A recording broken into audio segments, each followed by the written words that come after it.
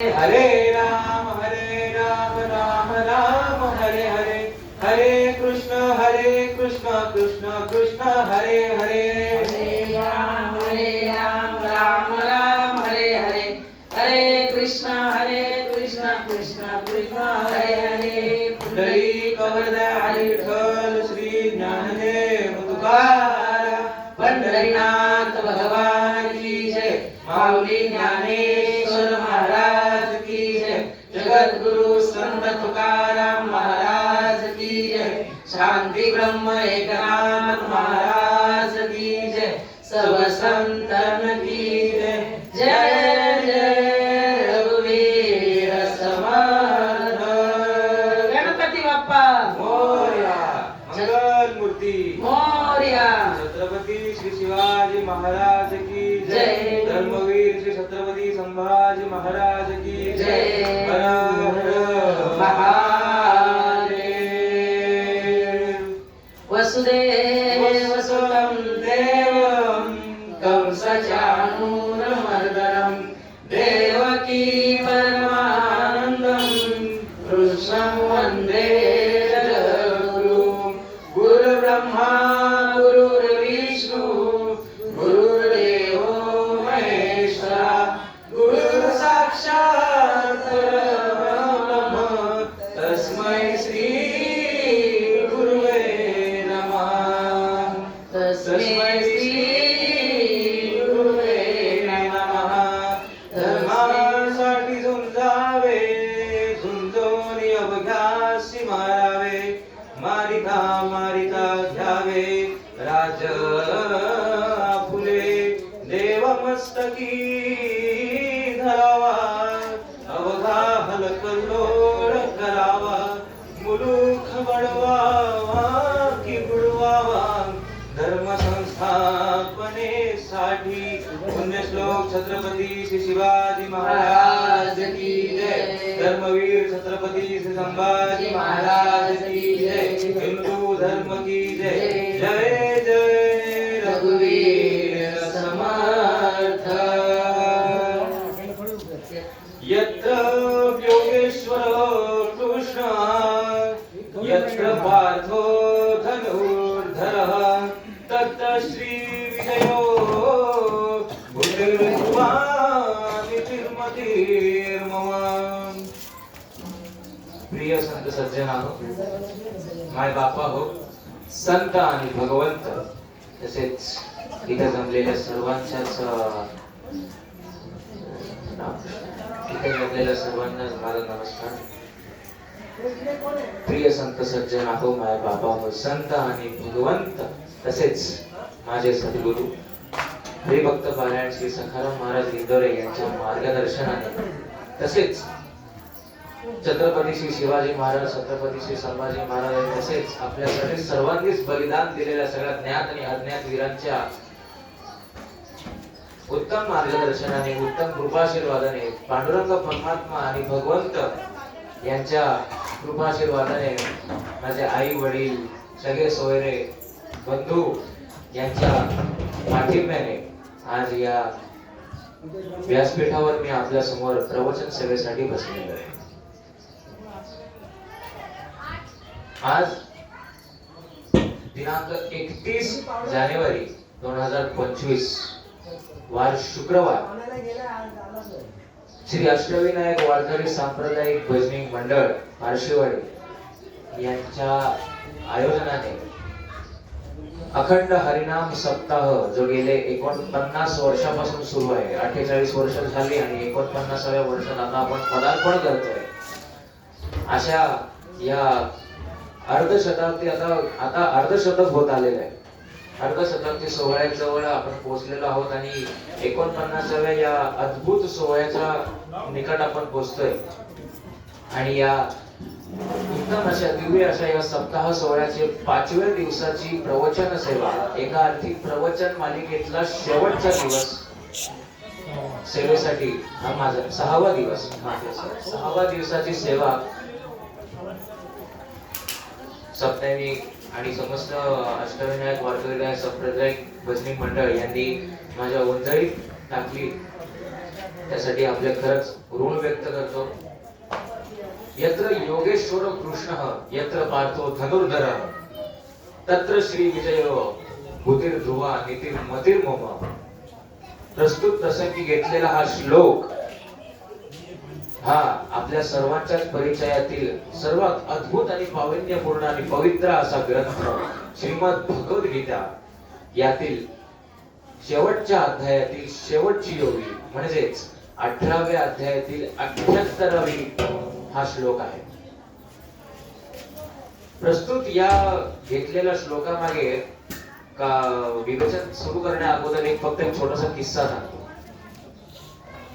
सत्याच्या समस्त सभासदांनी यावर्षी निर्णय घेतला होता की एक उपक्रम असा करायचा की कीर्तनकारांना कीर्तन करण्यासाठी अभंग ते देणार आणि दिलेल्या अभंगावरती कीर्तनकाराने त्याच्यावरती विवेचन करावं. पण प्रवचनकारांना या गोष्टीसाठी मुभा होती की त्यांना हवं तशा प्रकारची ओवी ते घेऊ शकतात. पण माझ्या बाबतीत थोडं कारण वेगळं आहे. जे कीर्तनकारांना जो नियम लागू होता तो एकाएकी मला नियम लागू झाला. कारण मी निवडलेला हा जो श्लोक आहे तो सुद्धा सत्याच्या सभासदांमार्फतच माझ्यापर्यंत आला. नुकतंच फक्त सांगायचं म्हटलं तर मग एके दिवशी दादा माझ्याकडे आले आणि दादा माझ्याजवळ आल्यानंतर त्यांनी फक्त एकच विचारलं की तुला प्रवचन सेवा द्यायची आहे, तू कुठला विचार केलाय का, कुठली ओवी घ्यायची आहे, काय कसं करणार आहेस. मी म्हंटल तुम्हीच सांगा आता मी कुठली ओवी घेऊ किंवा काय करू. तेव्हा त्यांचं असं म्हणणं होतं की बाकीचे सर्व दिवस प्रवचनकार ओवी घेतील, ओवीवरती विवेचन देतील, तू भगवद्गीतेतला श्लोक हे श्लोकावरती विवेचन दे. मी म्हटलं एवढं सांगितलं दादा कुठला घेऊ ते पण सांगा. त्यांनी कुठलाही विचार न करता केवळ सुद्धा वेळ न घालवता त्यांनी हा श्लोक मला सांगितला. 78वा हा श्लोक 18व्या अध्यायातील यत्र योगेश्वर कृष्ण यत्र पार्थो धनुर्धर तत्र श्री विजयो बुद्धिर ध्रुवा नितीर मतीर मम. हा श्लोक त्यांच्या मार्फत माझ्यापर्यंत पोहोचला. या श्लोकाचा सरळ अर्थ जर बघायला गेला तर एखाद्या संस्कृत साधं सुद्धा येणाऱ्या माणसाला सुद्धा किंवा साधं मराठी येणाऱ्या माणसाला सुद्धा हा श्लोक कळून येऊ शकतो. यत्र यत्र या शब्दाचा अर्थ काय तर जेथे जिथे. योगेश्वर योगेश्वर म्हणजे काय तर युगाचा ईश्वर असा योगेश्वर कृष्ण भगवान परमात्मा श्री कृष्ण. तसंच पुन्हा एकदा यत्र शब्द ऐकू येतो. यत्र योगेश्वर कृष्ण यत्र पार्थो धनुर्धर. इकडे पार्थ धनुर्धर म्हणजे काय तर धनुर्धर म्हणजे काय तर मग जो धनुष्य चालवणारा जो युद्ध कौशल्य असणारा प्राप्त असणारा जो युद्धपटू आहे त्याला धनुर्धर असं म्हटलं जातं. असा धनुर्धर उत्तम धनुर्धर असा पार्थ. पार्थ म्हणजे काय तर भगवद्गीतेमध्ये आपल्याला जेव्हा जेव्हा पार्थ हा शब्द ऐकू येतोय तेव्हा तेव्हा निकट आपण फक्त समजून जावे की पार्थ म्हणजे बाकी कोणी नाही तर धनंजय आहे. धनंजय म्हणजे कोण तर धनंजय म्हणजे श्री अर्जुन. यत्र योगेश्वर कृष्ण यत्र पार्थो धनुर्धर म्हणजे जिथे जिथे युगाचा ईश्वर श्री कृष्ण परमात्मा असेल तसेच जिथे जिथे उत्तम धनुर्धर असा श्री अर्जुन जेथे असेल तत्र श्री विजय भूतीर ध्रुवा नितीर मतीर मम.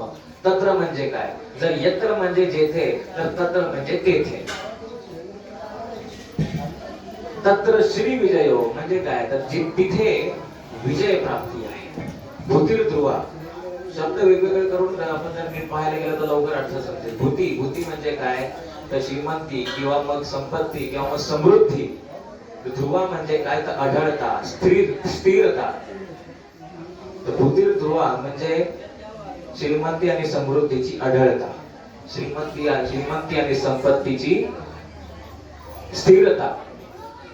नितीर मतीर मम म्हणजे काय या अख्ख्या शब्दाचा सलग अर्थ एकच येतो की हे माझे स्वतःचे विचार, ही माझी स्वतःची श्रद्धा. नीती म्हणजे काय तर विचार, मती विचार माझे, मम म्हणजे काय तर माझे.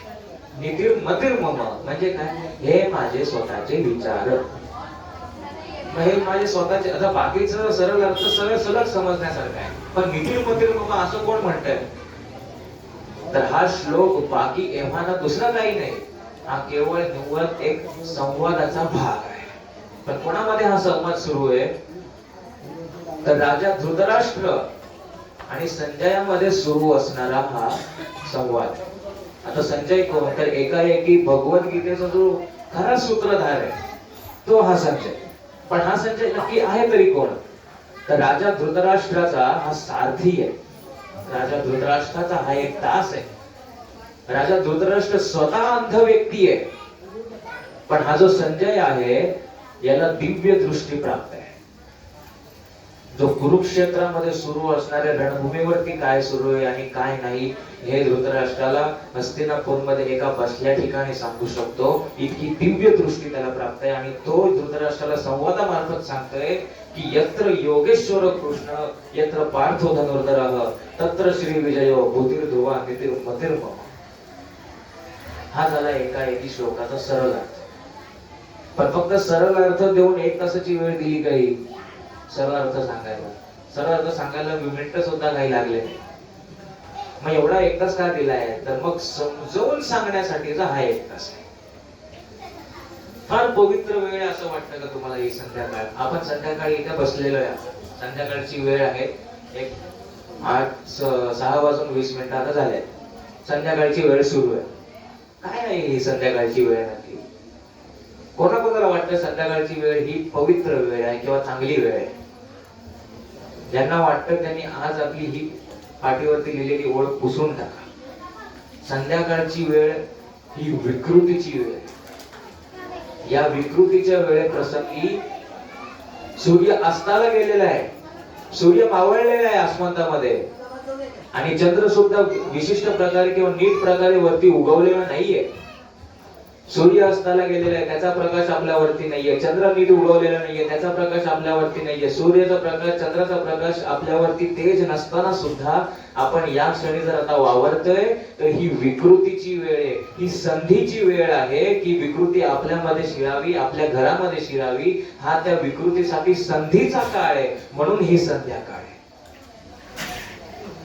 आपण का म्हणून देवाजवळ किंवा मग तुळशीजवळ संध्याकाळच्या अशा वेळेस आपण दिवा लावतो? कारण आपल्यावरती नैसर्गिक तेज नाहीये सध्या.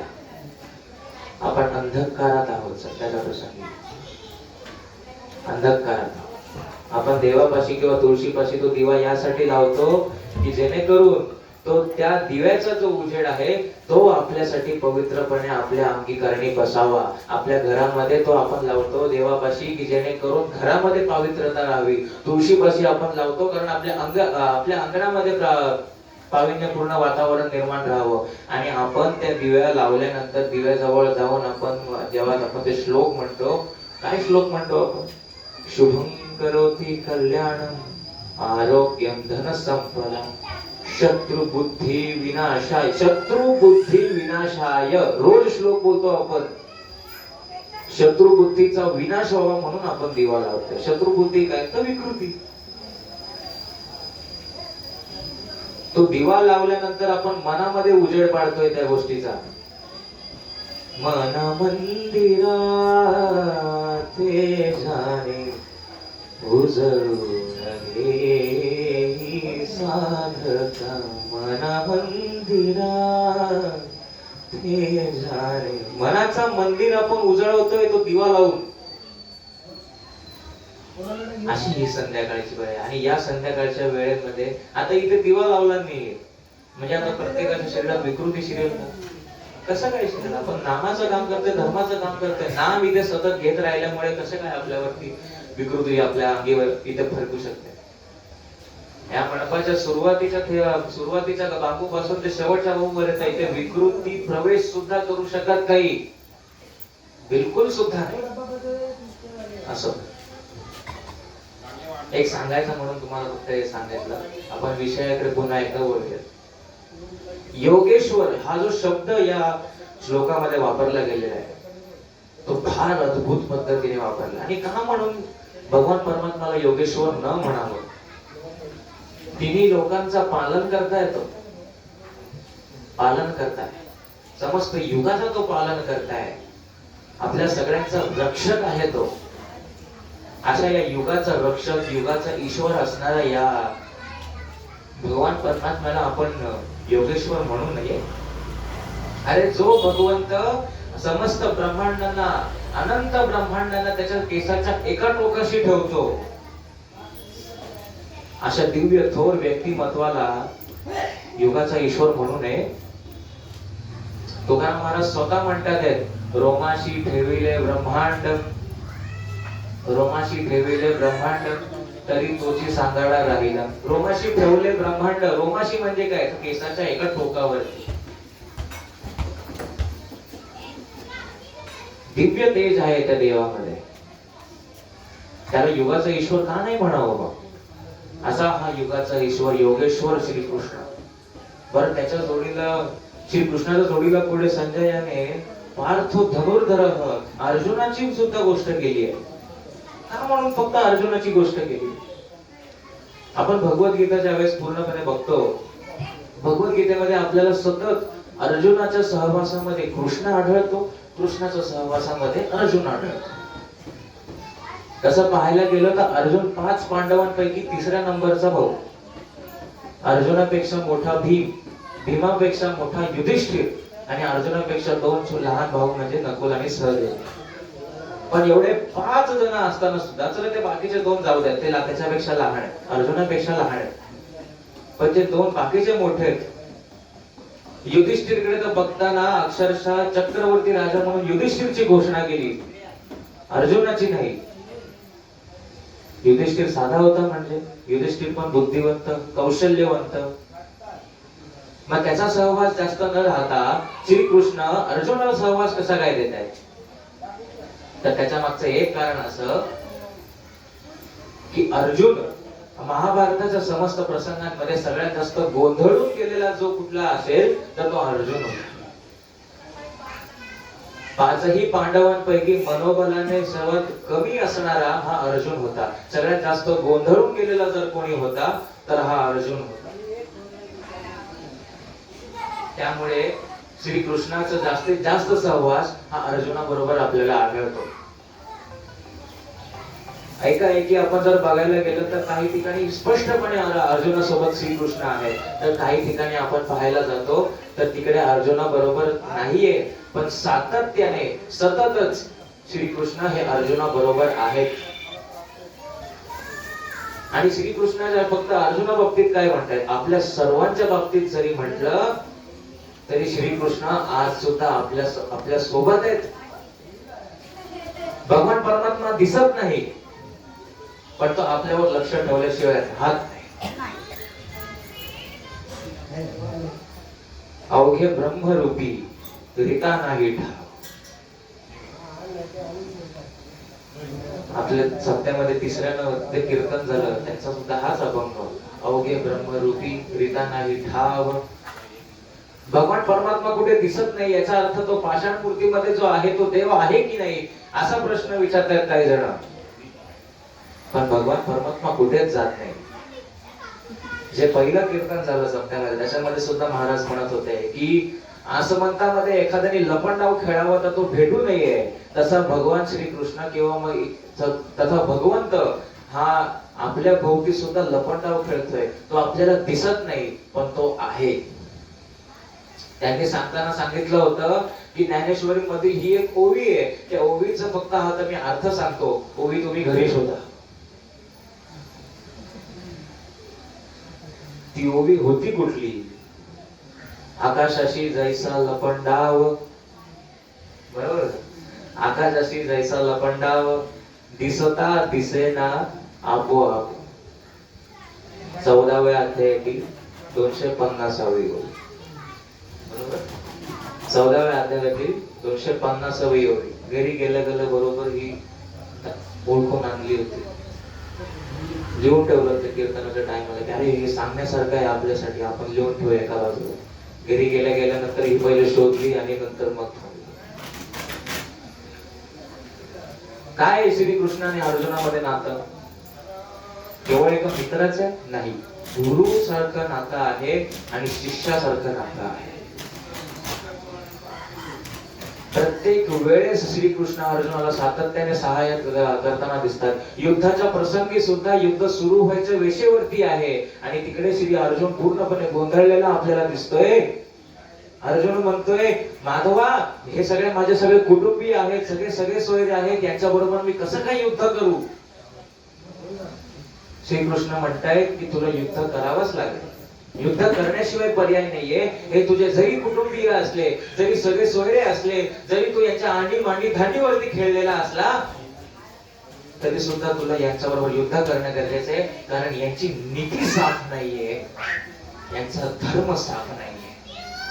अधर्माचा नाश करण्यासाठी, अशुद्ध कूटनीतीचा नाश करण्यासाठी तुला धर्माचं हे युद्ध करावंच लागेल. अरे युद्ध करशील तर मग युद्ध करताना जर बलिदान आलं तुला तर स्वर्ग प्राप्त होईल. रथो वा प्राप्स्यसि स्वर्गम जित्वा वा मोक्षस्य महे तस्मात् उत्तिष्ठ कौन्तेय युद्धाय कृतनिश्चय. सरळ सरळ कितीतरी श्लोक या गोष्टीशी आढळून मिळतात आपल्याला. श्रीकृष्ण अर्जुनाला सांगताय, अरे ज्यांनी तुझ्या बरोबर दगा केला त्यांच्यासाठीचे तरी कशी काही तुझी कृपा दृष्टी एवढी मायाळू होते. मला मान्य आहे, भीष्म पितामह असतील, गुरु द्रोणाचार्य असतील, त्यांच्याकडे बघून तुझं जर मन हळवं होत असेल तर ते मीही समजू शकतो. कारण ते धर्माची साथ देण्यासाठी त्यांची इच्छा आहे, परंतु वचनाधीन आहेत. भीष्म पितामह, गंगापुत्र भीष्म पितामह, ज्यांनी या पांडवांना आणि कौरवांना दोघांना सुद्धा समान शिक्षा प्राप्त करण्यासाठी त्यांनी जेवढी मेहनत घेतली, भीष्म पितामह पण सोपे नाही. बलशाली युद्धवंत होते ते सुद्धा. पण भीष्म पितामहाची फक्त एकच अशी गोष्ट होती की त्यांनी आजन्म मरण येईपर्यंत हस्तिनापूरचं रक्षण करण्याची शपथ घेतलेली होती. त्यामुळे त्यांना नाईलाजाने या अधर्माचा आणि कूटनीतीचा साथ द्यावी लागली. पण तेव्हा श्रीकृष्ण म्हणतायत की अरे नाही जरी झालं, तू यांना मारलंस तरी तू फक्त यांच्या देहाला हात लावशील. कारण जीवात्मा कधी मरत नाही. नैनम छिंदन्ति शस्त्राणि नैनम दहति पावकः न चैनम क्लेदत्यापो न शोषयति मारुतः. तू यांच्या देहाचे चिन्ह विचिन्ह तुकडे करू शकतो. तू या समोरच्या व्यक्तीचे किंवा कुठल्याही व्यक्तीचे यांना तू शरीराला त्रास देऊ शकतो. तू जीवात्माला कधी त्रास देऊ शकत नाहीच, नाही देऊ शकत तू. अर्जुन हळवळले. अर्जुनाला वाटलं की एरवी फक्त साध्या दृष्टीने माझे सहाय्य करणारा हा माधव आज इतकं दिव्य तेज याच्यामध्ये का जाणवतंय मला. तेव्हा अर्जुन त्या आनंद अश्रू दाखलेल्या त्या डोळ्यांनिशी त्या श्रीकृष्णाला म्हणतोय, माधवा, कोण आहेस तरी कोण तू? तेव्हा श्रीकृष्ण अलगद फक्त त्या रथामधून उतरले आणि अर्जुनाला म्हणाले, अर्जुना, क्षणभर साठी फक्त डोळे मिट. अर्जुनाने न काही प्रश्न विचारता गिरीवर सुद्धा वेळ न घालवता डोळे मिटले आणि परत श्रीकृष्णाचा आवाज आला, अर्जुना डोळे उघड. पार्था डोळे उघड. डोळे उघडल्यानंतर अर्जुन काय पाहतोय? रोजचे दिसणारे श्रीकृष्ण समोर नव्हते. भगवान परमात्म्याचं श्री विराट रूप अर्जुना समोर उभं होतं. तेजोमय अति तेज असं ते रूप भगवान परमात्म्याचं. किती ते तेज आहे त्या चेहऱ्यामध्ये, किती ते तेज. ज्ञानोबाने सुद्धा म्हणतात, कमल नयन हसे वदन हसे हालकारे कृष्ण डोल कसे. तुकोबाराय सुद्धा म्हणतात की असं भगवंताचं स्वरूप आहे. अनंत जन्मीचे विसरलो दुःख पाहता तुझे रूप पांडुरंगा. तुम्ही म्हणा श्रीकृष्णाचं विराट रूप आहे आणि मी पांडुरंगाचं प्रमाण का उचलतोय, तर मग श्रीकृष्ण आणि पांडुरंग काही दिले आहेत का? दोघांमध्ये फक्त एकच फरक आहे, दोघांची उभं राहायची पद्धत वेगळी. श्रीकृष्ण कसे उभे राहतात, लंगडाग लंगडाग लंगडाग लंगडाग देव एका पायाने लंगडाग, हे श्रीकृष्ण उभे राहत आहेत. आणि पांडुरंग परमात्मा समपाय कर कटी. उभा धीवरेच्या तटी समपाय करकटी. समान पायानिशी विटेवरती देव उभा आहे. त्याच्या कमरेवरती हात आहेत. कर म्हणजे हात, कटी कंबर. उभा तटी धीवरेचा, धीवरेच्या तीराशी तो उभा आहे. चंद्रभागेच्या तीराशी देव उभा आहे. दोघांची उभं राहण्याची फक्त पद्धत वेगळी, बाकी देव केवळ निव्वळ एकच. विराट लक्षण देवाचं रूप समोर दिसतंय आणि अर्जुन हळवळतोय आणि अर्जुन पुन्हा एकदा त्याच्या रणाशी निघतोय.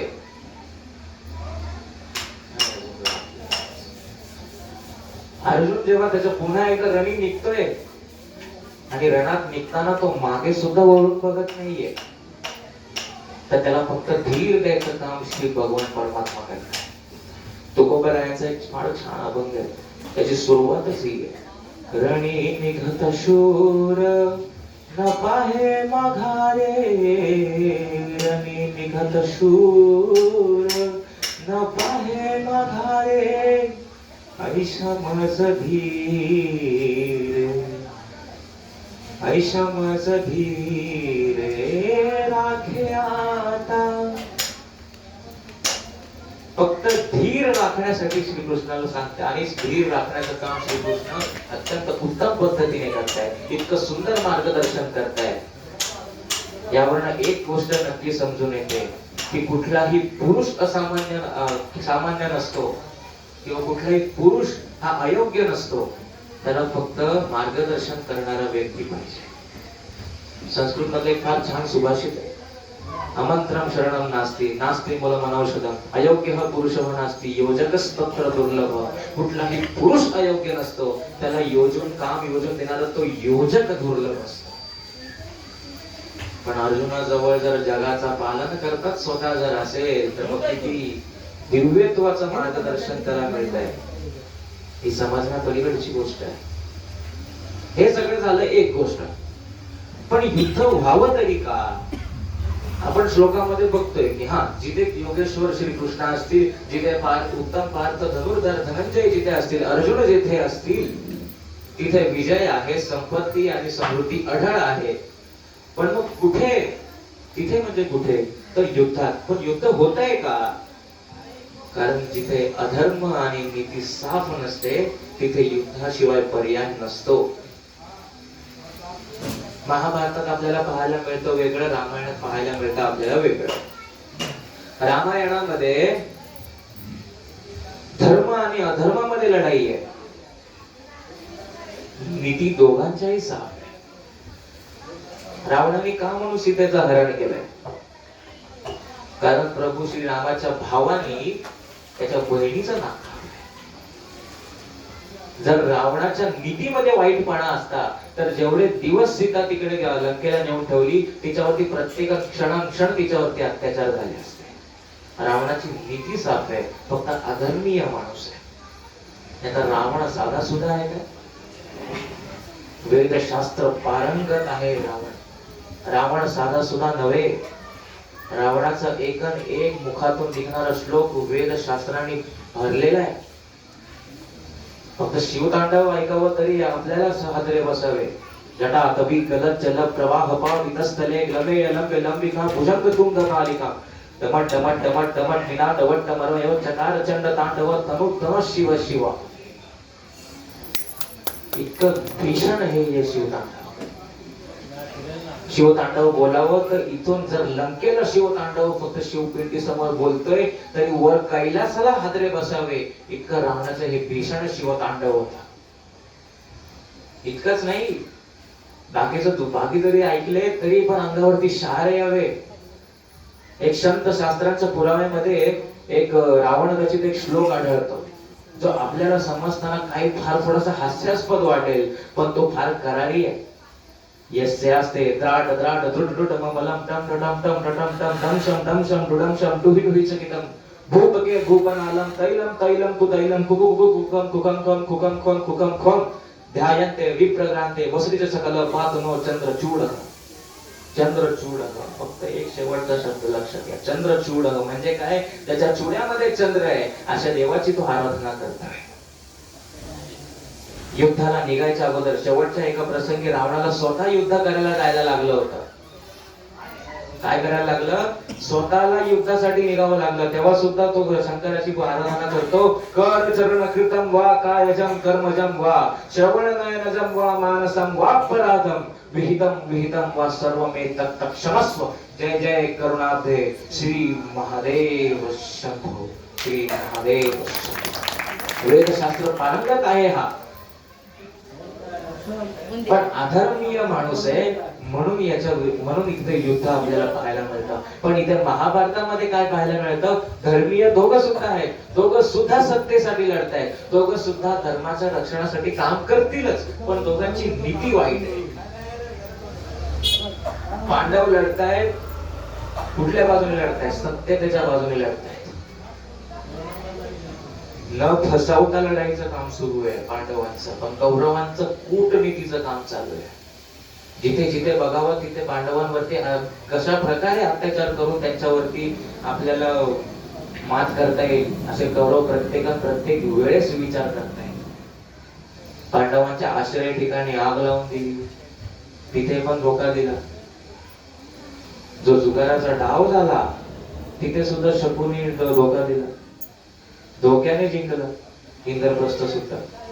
त्यामुळे तिथे कूटनीती आणि नीतीमध्ये जर फरक आहे म्हणून इकडे युद्ध होत आहे. धर्म शब्द खूप महत्वाचा आहे इकडे, आणि युद्ध व्हावंच. काय होतं युद्ध झाल्याने? युद्ध झाल्याने नक्की होतं तरी काय? काय साध्य होतं युद्ध झाल्याने? युद्ध झाल्याने अधर्माचा नाश होतो, कूटनीतीचा नाश होतो, अनेक संकटांवरती मात केली जाते युद्धाद्वारे. युद्ध सोपा नाहीये. युद्ध झाल्यानंतर इतके भीषण मनावरती ताण येतात, पण युद्ध व्हायच्या अगोदर मनावरती जास्त ताण असतो. कारण रणभूमीमध्ये जिंकण्या अगोदर मनभूमीमध्ये जिंकावं लागतं, तर तो योद्धा तिथं टिकून उभा राहू शकतो. आणि मनाचा खेळ खेळणारा माणूस खूप विलक्षण असतो, पण मनाचे खेळ जास्त चालू करायचे नसतात. स्वतः ज्ञानोबा सुद्धा सांगतात, कैसा मनाचा मारू न करिता आणि इंद्रिय दुःख न देता येत मोक्ष मिळे आयता श्रवण. ज्ञानोबा सांगतात, इंद्रियांना दुःख देऊ नका. आणि ते का ते कसे होऊ शकतात? तर मग तुम्ही जर मनाला मारलं, मनाला त्रास दिला, तर मग इंद्रियांना दुःख होणं निश्चित आहे. असं हे युद्धामुक्षी काम इकडे सुरू होतं. पण धर्म प्रचारासाठी तुकोबरायांनी कितीतरी युद्ध केली, समस्त संतांनी कितीतरी युद्ध केली. आता तुम्ही म्हणाल युद्ध, तुकोबरायांकडे कुठली शस्त्र होती? तुकोबरायांनी कुठल्या शस्त्राने शिवार केले? आम्हा घरी शब्दांचीच रत्ने, शब्दांचीच शस्त्रे यज्ञ करू. आजच्या कीर्तनकारांना आवडत आहे. शब्दांच्या रत्ने आहेत आमच्याकडे, आणि तीच रत्ने ही शस्त्र करू आम्ही. शब्दांच्या शस्त्रांनी आम्ही युद्ध केली. फक्त युद्ध नाही, तो झुंज सुद्धा दिली. झुंज दिली कधी दिली? तुकोबरायांचा एक अभंग आहे, तो पण नीट आहे. आम्ही वीर झुंजार करू जमदाडे मार, थापटीले भार भुरामा आमुचा झाला हाहाकार. तुकोबराय म्हणतात, आम्ही वीर झुंजार आहोत, आम्ही झुंज दिली, आम्ही भार सुद्धा थापडले.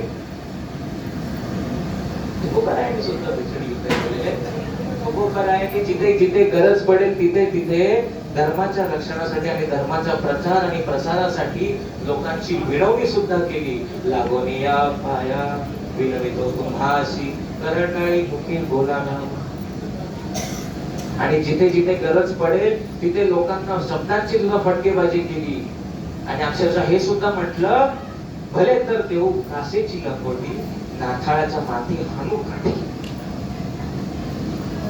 धर्मासाठी जो वेडा असेल ना, तो माणूस काहीही करू शकतो, काही सुद्धा करू शकतो. फक्त केवळ तुकाराम महाराजच धर्माचा प्रचार करतायत तर नाही. एकनाथ महाराज सुद्धा म्हणतात, एका वेळेनंतर तुमच्या विनवणी करून झाली, तुम्हाला रागात सांगून झालं, एकनाथ महाराजांनी याच्यापेक्षा विलक्षण काम केलं. सोडून तुम्ही करा, नाही तर नका करू. हे जरी नाही कळालं तर दुसरा येईन, हे जरी नाही कळालं सरळ ते शेवटी बा काळ बांधून नेईल, सरळ ते शेवटी बा काळ बांधून नेईल. तुम्हाला काळ बांधून घेऊन जाईल, कारण तुमचं शरीर, हे शरीर तुमचं आहे. देह हे काळाचे, धन कुबेराचे. देह हे काळाचे, धन सुद्धा तुमचं नाही, तुमचा देह सुद्धा नाही. तुम्ही फक्त काय आहात? निमित्ताचा धनी केला असे प्राणी. तुका म्हणे म्हणून मी व्यर्थ गेला. तुम्ही फक्त निमित्ताचे धनी आहात. तुम्हाला केवळ फक्त धर्माचा प्रचार करण्यासाठी तुम्हाला या भूतलावरती पाठवलेलं आहे, या मृत्यू लोकावरती पाठवलेलं आहे. पण इतकं सगळं संत करताय, इतके धर्मासाठीची झुंज चालू आहे, पण इतकं सगळं सुरू असताना सुद्धा अधर्म येऊ नये आला. सतयुगामध्ये अधर्म रूपी आपल्याला हिरण्यकश्यप जर पाहायला मिळतो, त्रेता युगामध्ये जर आपल्याला रावण रूपी अधर्म बघायला मिळतो, द्वापार युगामध्ये जर आपल्याला कूटनीती मार्फत दुर्योधन आणि समस्त कौरव जर आपल्याला अधर्म रूपी पाहायला मिळतात, तर या कलियुगाच्या सुरुवातीच्या मध्यान्ह काळाच्या वेळेस सुद्धा औरंगजेब रूपी, मुघलांच्या रूपी आणि मुस्लिम सत्तेच्या रूपी आपल्याला अधर्म पाहायला मिळतो. सन 1206 पासून खैबर खिंडीतून उत्तरेतून भारत हिंदुस्थान मध्ये प्रवेश केलेल्या सर्व तुर्कस लोकांनी समस्त हाल करून टाकले हो या हिंदुस्थानाचे. पादाक्रांत करून टाकला हा हिंदुस्थान, काहीच ठेवलं नाही येत. पण तरी सुद्धा यदा यदा हि धर्मस्य ग्लानिर्भवति भारत अभ्युत्थानम धर्मस्य तदात्मानं सृजाम्यहम् परित्राणाय साधूनां विनाशाय च दुष्कृतां धर्म संस्थापनार्थाय संभवामि युगे युगे. जेव्हा जेव्हा धर्माची हानी होईल तेव्हा तेव्हा मी येईल. जेव्हा जेव्हा साधू संतांवरती अत्याचार होतील तेव्हा पुन्हा पुन्हा जन्माच्या संस्थापनेसाठी मी जन्म घेईल. आणि श्री विष्णू रूपी शिवरायांनी जन्म घेतला. पुण्याच्या ते जुन्नर मधील शिवनेरी किल्ल्यावरती एका प्रतापी पराक्रमी सूर्याचं तेज जन्माला आलं. शिवराय रूपी विष्णू जन्मले. शिवराय रूपी विष्णू जन्मलेच, परंतु अधर्मासाठी त्यांनी कितीतरी झुंज दिली आणि ते अधर्माच्या विरुद्ध काम करत होते.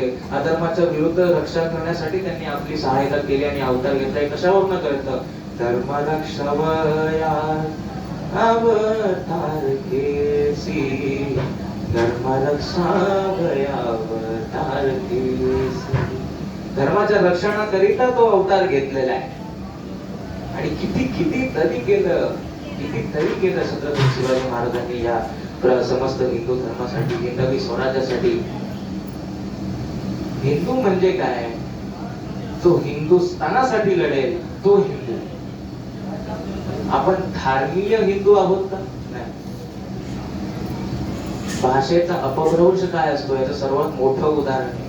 हिंदू हिंदू हिंदू हिंदू म्हणविता आपण सर्व हिंदू धर्मच बनवून टाकला. हिंदू धर्म नाही, हिंदू एक गट, जो सगळं एक संघटित गट आहे की ज्यामध्ये सर्व जाती धर्मीय लोक येऊन आपल्या हिंदुस्थानासाठी लढतात. असा हा हिंदू आहे. आपला धर्म सनातनी आहे. आपण सर्व सनातनी आहोत आणि हिंदू आहोत. कारण का? कारण आपण धर्माचं काम करतो. छत्रपती शिवाजी महाराजांनी सगळं केलं. इतकं करावं की रामदास स्वामी सुद्धा म्हणताय की या भूमंडळाचे ठाई धर्म रक्षी ऐसा नाही, महाराष्ट्र धर्म राहिला केवळ तुम्हा कारणे. आजच्या पिढीसाठी ते हे सुद्धा सांगून ठेवतायत की शिवरायांचे 8वावे रूप, शिवरायांचा 8वावा प्रताप, शिवरायांचा 8वावा साक्षेप या भूमंडळी. रामदास स्वामी कौतुक करते. अरे उत्तरेतून येणारा एक कविराज भूषण महाराजांवरती येऊन म्हणतो की राज आयो राज बायो न राजा देखियो ऐसा छत्रपति, देव राखियो धर्म राखियो देश राखियो, बाकी सूरत को भी जाने जाके लूटियो.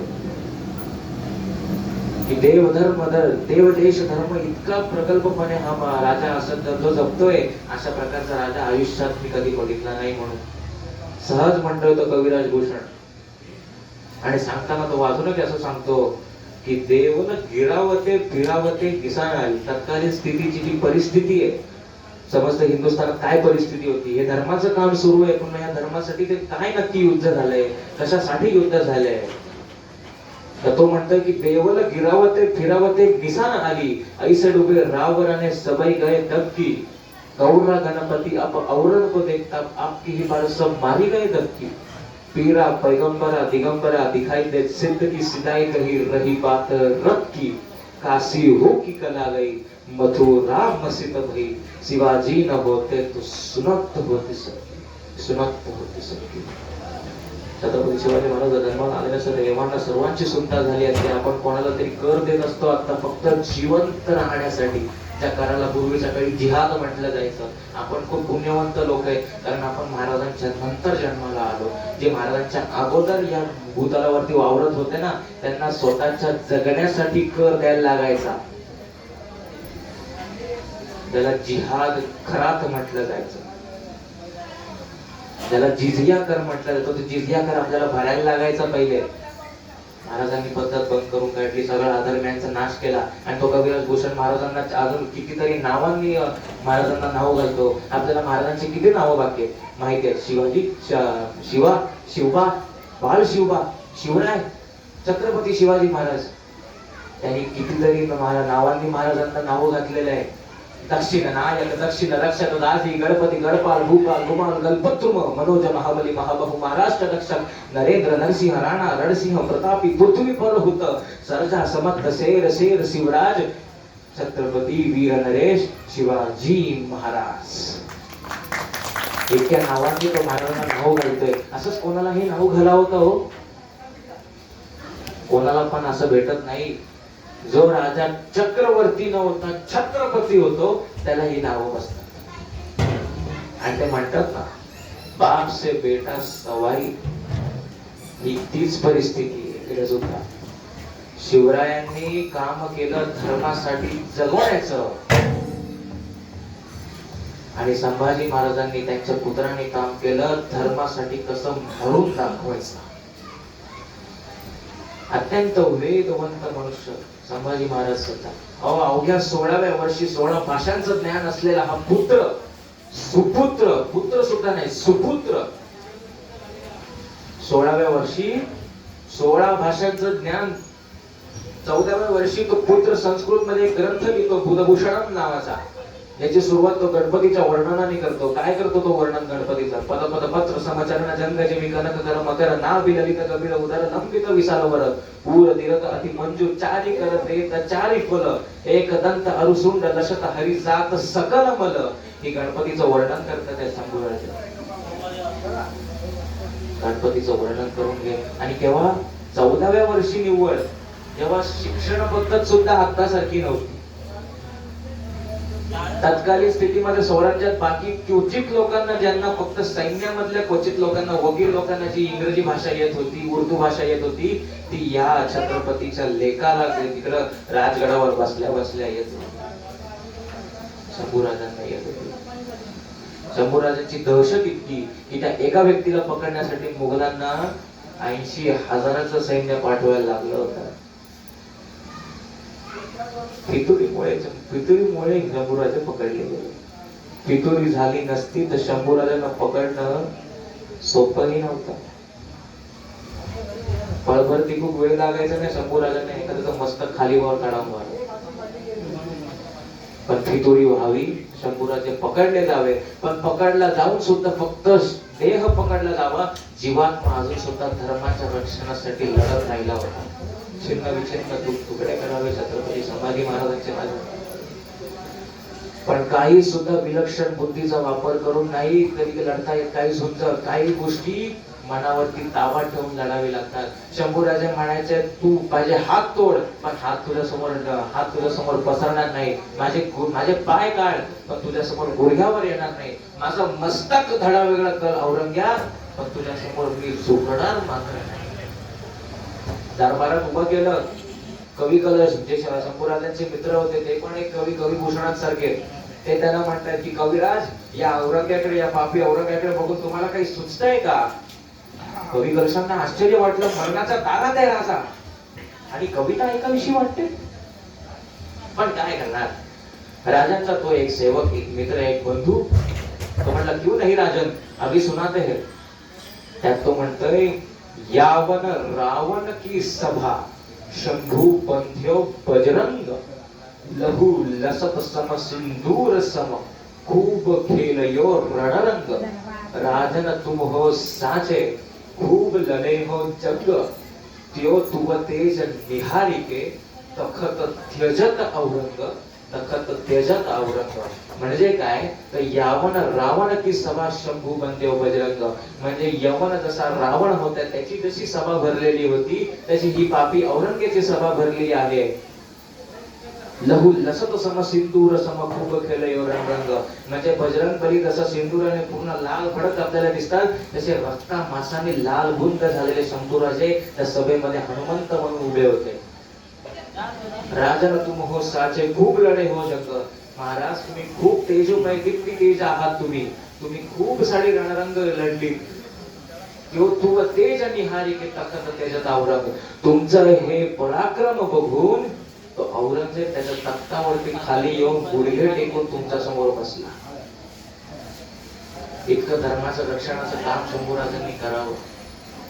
पण ते म्हणतात ना, कधी कधी धर्माचा विजय होण्यासाठी अधर्माला थोडीशी मुभा द्यावी लागते. रावण मारायचा होता म्हणून श्री लक्ष्मणांना बेशुद्ध व्हावं लागलं होतं. पांडवांना अख्खं महाभारत जिंकायचं होतं म्हणून अभिमन्यू याला धारातीर्थी पडावं लागलं होतं. कितीतरी विलक्षण कार्य करावं धर्मासाठी, पण शेवटी काय होतंय, शंभूराजे आपल्याला सोडून जात आहे. देह मुक्तता होते, पण मराठ्यांच्या अविरत पराक्रमाने अधर्माचा नाश सुरू राहतो आणि जिथे धर्म राहतो तिथेच विजय असतो. यतो धर्म ततो जया. जिथे धर्म तिथे विजय, आणि जिथे धर्म आहे तिथे श्री कृष्ण आहे, आणि जिथे कृष्ण आहे तिथे पार्थ धनुर्धर, उत्तम धनुर्धर अर्जुन आहे, तिथे विजय आहे. श्रीमंती समृद्धी अढळ आहे. यत्र योगेश्वर कृष्ण यत्र पार्थो धनुर्धर, तत्र श्री विजय बुद्धिर ध्रुवा नितीर मतिर्. जिथे धर्म तिथे विजय, जिथे श्री कृष्ण तिथे धर्म, आणि जिथे श्री कृष्ण तिथे विजय. गाडी आपली जवळपास तासभर फिरली आणि येऊन पुन्हा एकदा तिथेच येऊन पडली. 10 मिनिटं आहे अजून.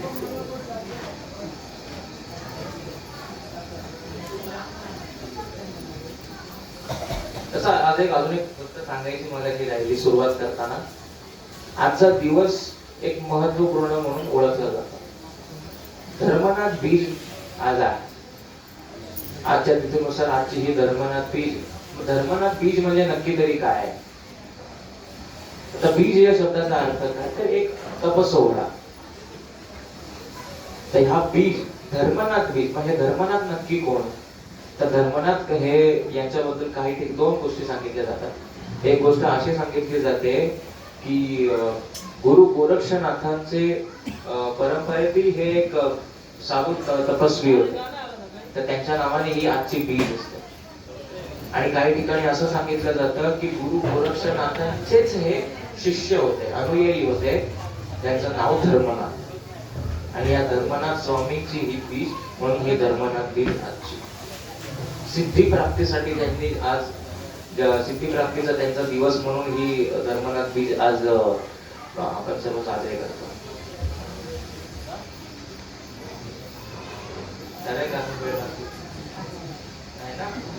बोलायला आपल्याकडे भरपूर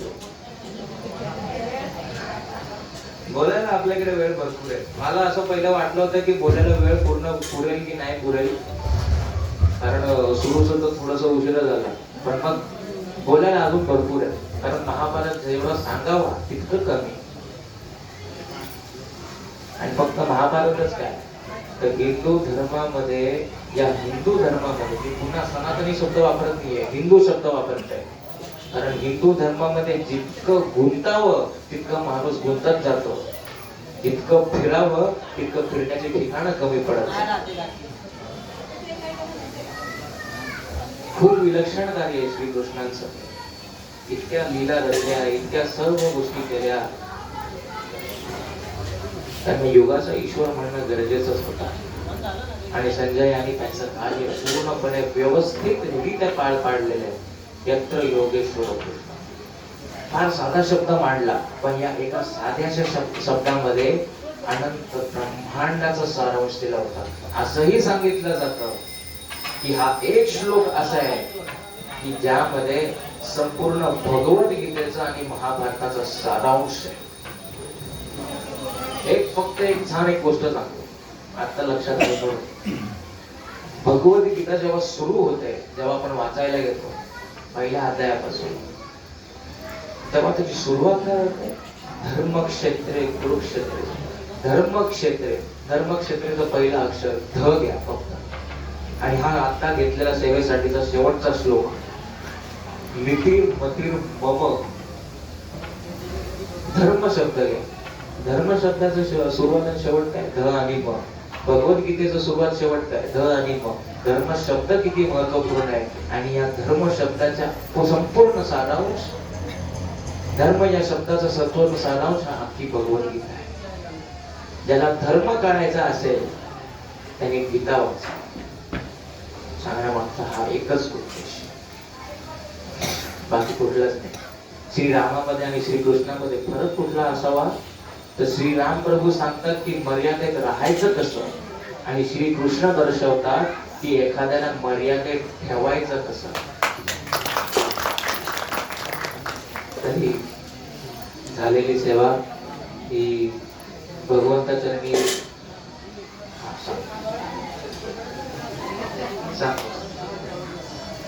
झालेली सेवा ही भगवंताचरणी विलीन होऊन मी भगवंताचरणी वाहतो. छत्रपती श्री शिवाजी महाराज, छत्रपती श्री संभाजी महाराज यांची माझ्या मागे गेल्या 8 वर्षापासूनची जी माझ्या वतीने त्यांची पुण्याई आहे, त्यांचे जे आशीर्वाद आहे ते मी कधीच विसरू शकत नाही. पण त्या मागे सुद्धा अजून एक गोष्ट सांगावी, ती म्हणजे मला घडवणारे माझे माता पिता आणि त्याचबरोबर माझ्या माता पित्यांचे हे सगळे सोबत. श्री नवीन अष्टविनायक महिला भजनी मंडळ पारशीवाडी, या सर्व महिला जेवढ्या सुद्धा याच्यामध्ये आहेत तेवढ्या सगळ्यांनी अमाप दृष्टीने मला जीव लावलेला. एक सहजच गोष्ट सांगावी तर एक सांगतो, जितके वर्ष मला तितके वर्ष या मंडळाला. मी माझ्या आईच्या गर्भामध्ये असताना हे मंडळ स्थापन झाल्यानंतर हे मंडळ स्थापन झालं होतं. तेव्हापासून या महिला जीव लावतात. आणि फक्त महिलांचं सांगतोय, याचा अर्थ असं नाही की बाकी कोणी नाही. एक असं व्यक्तिमत्व की ज्यांनी वडील समान जीव लावा. दादा उभेच तिथे, त्यांचं नाव घेतलं त्यांना आवडत नाही, पण आता नाव घेतल्याशिवाय आम्हाला राहावं.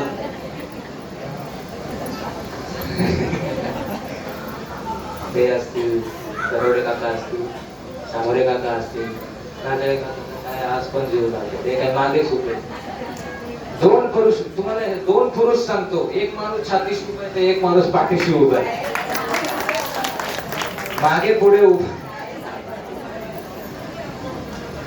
मागे पुढे उभा राहायचं नाही सांगतो. एक माणूस पुढे उभा आहे तर एक माणूस मागे उभा आहे. एक समोरची वाट, एक समोरचे संकट ढकलतोय तर एक संकटांना तोड देण्यासाठी पाठिंबा देतोय. 49वे वर्ष एकेकाळी या तपस्वी सोहळ्यामध्ये मी केवळ फक्त एक श्रोता म्हणून यायचो.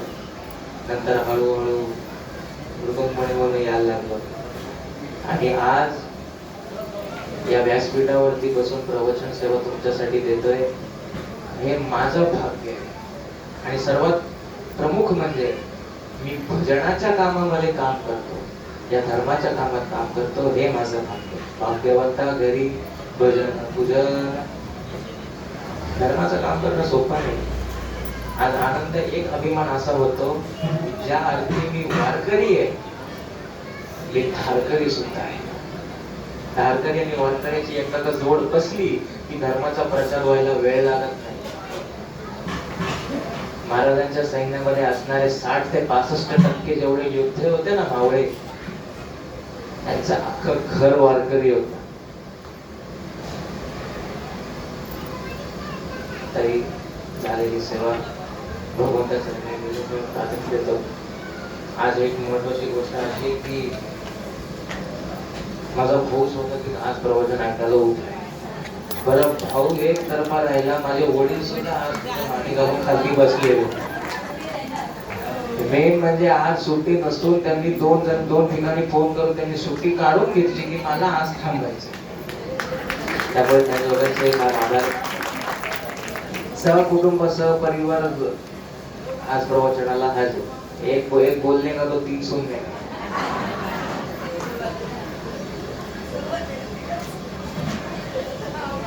झालेली सेवा आता शेवटची झाली, 3 वेळा झाली. आता वेळ झालेला आहे. मी वेळेत संपवणारा माणूस आहे. 6 वाजता मी तयार होतो, 7 पर्यंत झालेलं आहे. 3 मिनिटं तुमच्यामुळे वाढली. हरिपाठाला उशीर झाला का कीर्तनाला उशीर होईल, नंतर हे मला बोलता. झालेली सेवा भगवंता चरणी वाहून, श्री भगवान परमात्मा पांडुरंग यांच्या चरणी वाहून छत्रपती श्री शिवाजी महाराज यांना स्मरून सेवेला पूर्ण होईल.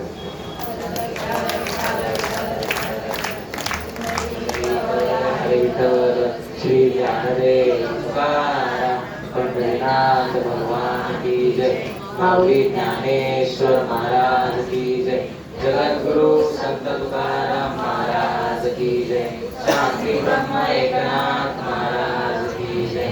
सब संतन की जय. जय जय रघुवीर समर्थ. गणपती बाप्पा मंगल मूर्ती. आता विश्वात्मके देवे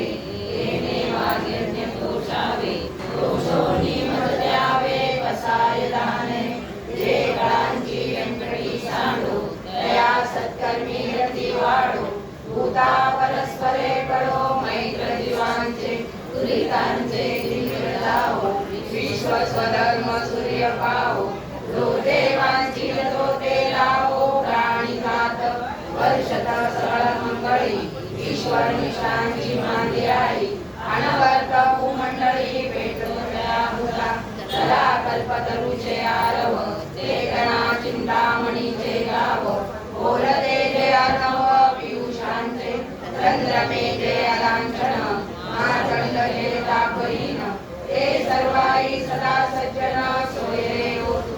किंबहुना सर्व सुखी पूर्ण होणे लोकी. भजिरो आदि कृती अखंडित आणि ग्रंथोपजीवे विशेष लोकी. विशाल